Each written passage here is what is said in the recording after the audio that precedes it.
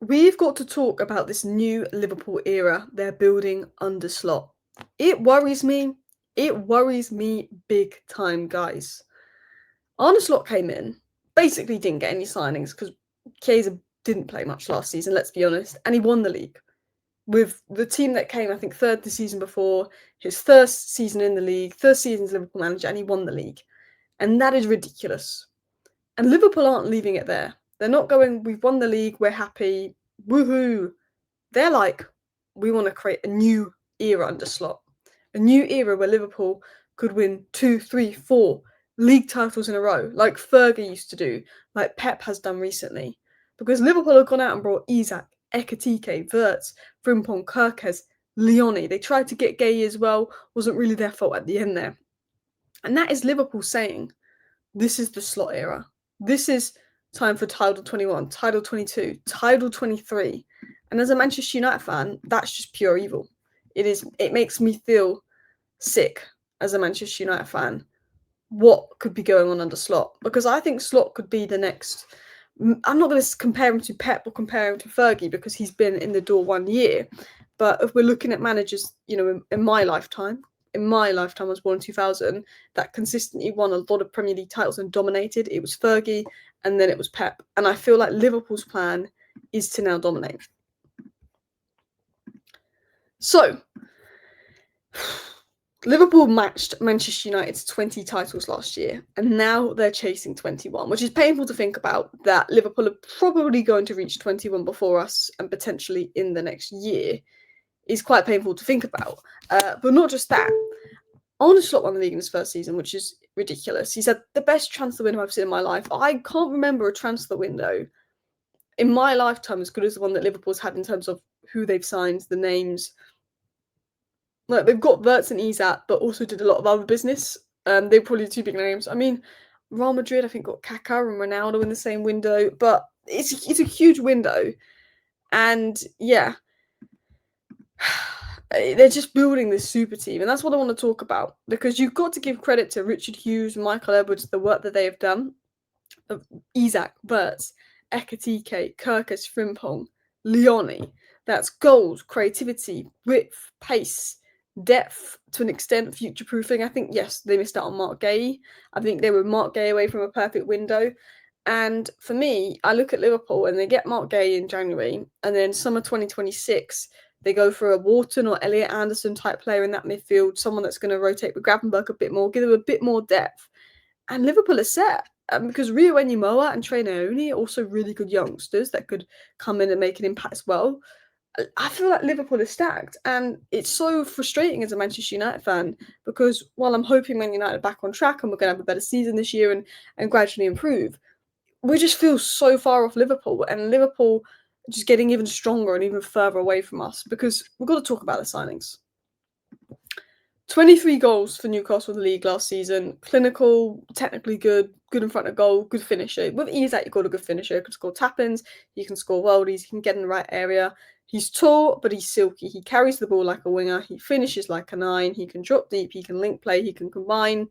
There's a reason Liverpool paid that kind of money for him. There's a reason why he's considered arguably the best striker in the world. And Slot now has a striker that can suit pressing high, that can also suit build-up, that can suit transition, but also just a game winner. It's an elite level player. He's in a massive improvement on someone like Darwin Núñez. Ekitike and Isak are options. Ekitike is in the door right now, and he's been fantastic. It's not even a case of Isak walks right in. But they can play together, and they could be lethal together. Florian Wirtz, we haven't seen the best of him yet, but I thought he grew into that Arsenal game. I thought he was quite good in the second half, but very poor in the first half. But he's one of Europe's brightest creators. He's got 25 goal contributions last season. He can play anywhere across the front four. He can play 10, left, right, up top if you needed him to, but predominantly you're going to play him 10. It'd be silly to play him out of position, but he's flexible enough to go to the left wing, but for me, he's just a 10. But if Arne Slot does a box midfield with 2 10s, it works. You could even see him try for him as a centre forward if there was an injury situation. He's got the ability to get the ball, is technically really good in tight spaces, and just thread those balls through, thread those passes through, and he can pop up with goals, he can pop up with assists. I'm sure we'll see that. I think he's 22 now, actually. But again, generational midfielder in Florian Wirtz. Ekitike got 15 goals and 8 assists at Frankfurt last season. He's only 23 years of age. And with Ekitike, you know he's got good movement. He's good at linking up play in the channel. He's very good in transition. But we've seen how technical Ekitike is. Touch, control, turn. He's already got 2 goals and an assist for Liverpool. Actually, 3 if you count the Community Shield. So he's already doing well at Liverpool. Can play left wing, can play centre forward. Is versatile. Did his best work in the front 2 with Marmoush. And he could have that with Isak. And he started the season on fire. And like a lot of people thought when Liverpool signed Ekitike, but were linked to Isak, that Ekitike is going to learn from Isak and be the backup. But Ekitike has proven he's good enough to play for Liverpool now. And the way he's hit the ground running has been fantastic. Liverpool also went and looked to solve their fullback problems. They've got players in Frimpong, that's more of a traditional right back, which is something that Trent wasn't. He offers a lot of width and a lot of pace and raw pace and constant overlaps, which is a very different profile to Trent. I think Trent is one of those players that's really hard to replace with his passing and ability to create from deep and create centrally. And I think Florian Wirtz and Frimpong coming in to replace Trent kind of makes sense because Florian Wirtz could probably make up for some of those creativity issues with Trent. But Frimpong can give you crosses, overlaps, stretch the width. Kerkez again. He will grow into Liverpool, but again, he's good in duels, he's good physically, he loves bombing forward. There's 2 players that brought a lot of pace and physicality to Liverpool out wide, making it harder for wingers to go 1v1 against Liverpool. And that's 2 fullbacks there that like to be high and wide, but can play in the back 4, and they've proven that. And then Leoni. Leoni's a young centre-back, more so seen as one for the future, but he's good in possession, seems comfortable on the ball, rated really highly in Italy, and he's 6'5" and still is a very strong box defender. And I think with Gomez, Konate and Van Dijk, he's got people to learn from, and he could be developed into a good player. And when you look at Lenny Yoro stepping up, when you look at Dean Huijsen stepping up last season, you know that Leoni at 18 years of age, that doesn't mean he's too young not to step up. You know, he's played a bit of football for his age, and he's already been called up to the Italian national team, which says a lot. But one thing about Liverpool everyone spoke about last season was, you know, one thing about Liverpool that not enough people were speaking about last season was the midfield. There was a lot of attention on Salah and his numbers, and rightly so. There was a lot of attention on Van Dijk. But I want to talk about Liverpool's midfield because we keep talking about the new signings. And I do feel that in Liverpool's opening games, the midfield got round through a little bit. And they have been a bit more vulnerable in transitions, but they didn't play their best midfield 3 together. But we know when Szoboszlai, McAllister and Gravenberch played together, Liverpool's midfield was fantastic last season. They ran, they pressed, they created, they defended, they were perfect on the slot. And I think that midfield 3 was as important as Salah and as important as Van Dijk in Liverpool's title-winning season last year. Those 3 together, you had Gravenberch receiving the ball, doing the build-up, protecting the defence. McAllister's just a world-class player that was covering ground, pressing, but playing the ball nicely. And Szoboszlai was a monster, and particularly against the big 6 sides, whether it be Arsenal, Manchester City, Manchester United, Szoboszlai was always one of the best players in those games with his relentless pressing and physicality. I remember he destroyed Man United when we lost to 3-0 at Old Trafford it was or something. And look, Slot won the title his first season without new signings because of how good this midfield was together. And, you know, fair play to Liverpool for rebuilding the midfield the year before. Like, what a good bit of recruitment they've done there because it had the right physical and technical levels there. But Salah and Van Dijk and Alisson brought, you know, world-class experience to this Liverpool side. They've already got a great midfield. And then they've got players like Isak, Ekitike, Gakpo's a solid player, all in attack to join the players that they've just named. And this Liverpool squad is strong. And it's like when you actually look at the ages of some of those players, like Szoboszlai, McAllister, Gravenberch are not old. Like Salah and Van Dijk are getting on a bit. You could argue Alisson, but he's a goalkeeper, and Dashvili's there. You can argue that, but Liverpool have got a young squad, and that's why I go back to this new Liverpool era and why it's a problem for me, because it's not like they're all old. People talk about Van Dijk being old, Salah being old. Yes, they are. But Isak isn't, Ekitike isn't, Gakpo isn't, Wirtz isn't, Frimpong isn't, Kerkez isn't, McAllister isn't, Gravenberch isn't, Szoboszlai isn't. None of those players are old. You know, they might have to go and get their next future centre-back partnership, and Leoni could be part of that, and Gay could be part of that, and, you know, they may go and sign Gay and another centre-back in the summer. They may look to bring in an Adam Wharton. You know, they may have to look at Salah replacements soon. But the most part of that Liverpool squad is very young. And when it comes to getting a Salah replacement, it will just be them focusing on getting a Salah replacement.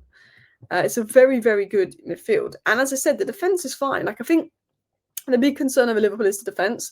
Konate, the first 2 games of the season, was not great. His head was in Madrid. I did think he was very good versus Arsenal. Konate, you know, he's aggressive, you know, he's athletic, you know, he's good when he's fit. Van Dijk's good on the ball. He's a leader. He's probably the best centre-back in world football still, despite being 34. Leoni is for the future. He can learn from Van Dijk, and we've seen 18-year-olds step up in the league. And Joe Gomez, whenever he plays for Liverpool, he's solid. Like, he'll be injured for ages, and he'll come back like he's never been injured. Like, he's always been good for Liverpool whenever called upon. Left back, right back, DM, centre-back. So, yeah, they've missed out on Gay. But I do look at Liverpool's centre-back options and go, I think that's enough to get them to January. If Van Dijk gets injured, Liverpool are in trouble this season, no doubt in my mind, because he's just such an irreplaceable player. But these are enough options to get Liverpool to January, where Crystal Palace will go, well, we don't want to completely lose Gay for free, and potentially they sell him to you for, what, 25, 30 million, and they go and get their alternative. But Endo can fill in if need be as well at centre-back. I think Leoni even got played at centre-back once. Or maybe that was just me. And then it's the attack. So they've got this midfield. The defence, I think, is a lot better than people say. Like, a lot of people are saying, oh, Liverpool won't win the league because they didn't sign Gay, the defence, this and that. They haven't even been at their best, and they've still won the first 3 games of the season because of the individual quality in their attack. Even if they concede 2 goals a game, Liverpool have got the quality in attack to win every game. It's ridiculous because their attack is insane. I mean, Gakpo and Rio Enyimola on the left. Striker is Isak and Ekitike. Right wing is Salah and Chiesa. They've got Wirtz floating anywhere and Frimpong pushing forward as a right wing option. They've got potentially those people, like Wirtz could come into centrally. There's a lot of goals, creativity, versatility. It's a nightmare for defenders, and that worries me. And then you look at Slot, and it's not just about having a good team. It's about having a good manager. And we've seen things from Slot. He's played in pre-season a box midfield where Szoboszlai's been right back and sometimes inverted into the midfield, and had Szoboszlai and Wirtz and Gakpo and Gravenberch all in the same midfield area he could do at some points. He's also done tactics where Gravenberch has dropped deep between Van Dijk and Konate in build-up, which has allowed Frimpong and Kerkez to go higher and wide, almost building back 3. One thing about Slot is he showed it last season. He adapted to the strength of his players, and when things weren't working in the first half, he would come up with a different game plan in the second half and adapt, and his super subs would work, And he's very clever with knowing when to put subs on, like Rio Enyimola versus Newcastle got the winner. Chiesa in the Bournemouth game, he's been very good with his subs and knowing when to put players on as well, and knowing how to see out a game. And as a Man United fan, one of my frustrations with Amorim is Man United were really good the first half versus Fulham, and were really good the first half versus Burnley. And then Fulham and Burnley managers had figured out our game plan and had changed the way they played against in the second half. And then Amorim was like kind of stuck and confused. Whereas I feel like Arne Slot after 10, 15 minutes would have figured it out and then gone, okay, now we're going to do this because they're doing that. I think he's a very clever manager. So all in all, I have to say the new Liverpool era is going to be a problem. And it's what Slot is doing and what Slot is building as a Man United fan is horrible, because this could be 21, 22, 23, 24 for Liverpool. They've already won their first 3 games. They're already top of the league. Yeah, thank you for watching. See you next time. Bye.